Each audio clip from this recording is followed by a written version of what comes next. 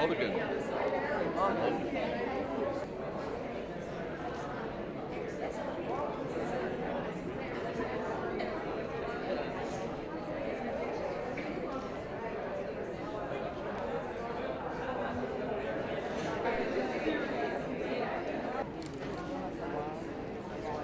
Greatest organizers of all time. And when she and Henry were ambassadors, it was a very big time.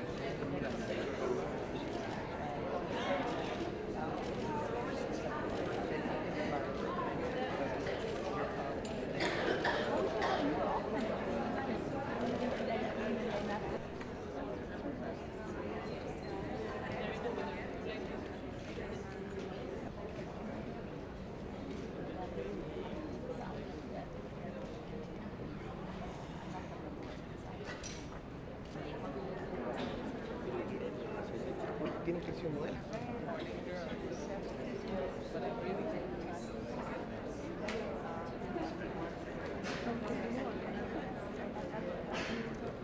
I'd like to thank also Ambassador Schultz and Kelly.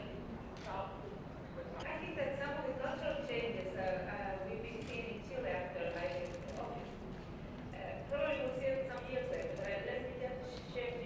One of our greatest achievements as a country under the MDG, the Millennium Development Goals, is improving gender equality.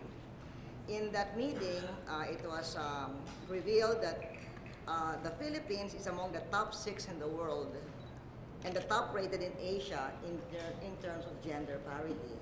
And I would like to congratulate again President Halonen because the Philippines being number 6 ranked behind Finland, 3 other Scandinavian countries, and New Zealand, and we were number 6.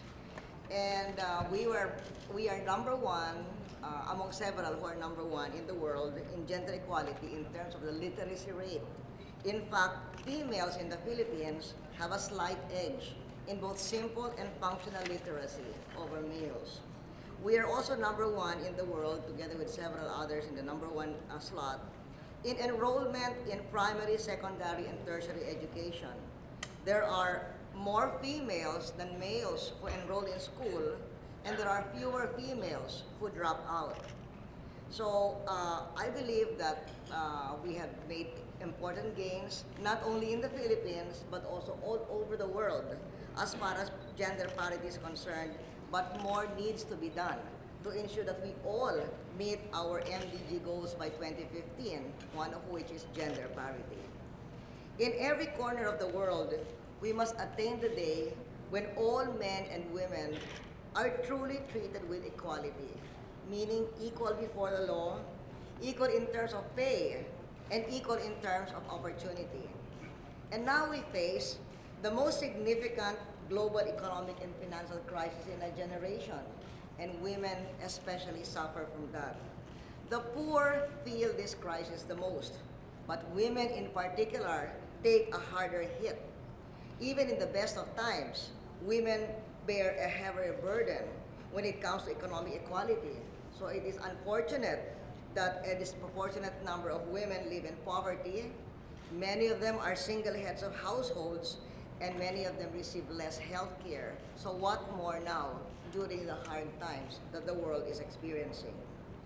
With soaring prices of food and fuel, the poor women the world over are on the front lines because they have to be the ones to manage the strains of these uncertain economic times on their families and also on their communities. We have said traditionally that women have a double burden. For instance, in the Philippines, we have many career women, but at the same time, there must be the housewives as well. Now there's a triple burden when we have a global fuel, food, and financial crisis. So as women leaders, we must be champions of women in this special hour of need. It is now more than ever that we need women's voices to be heard, to fight for the rights and opportunities of women, both in our respective nations and in the whole world.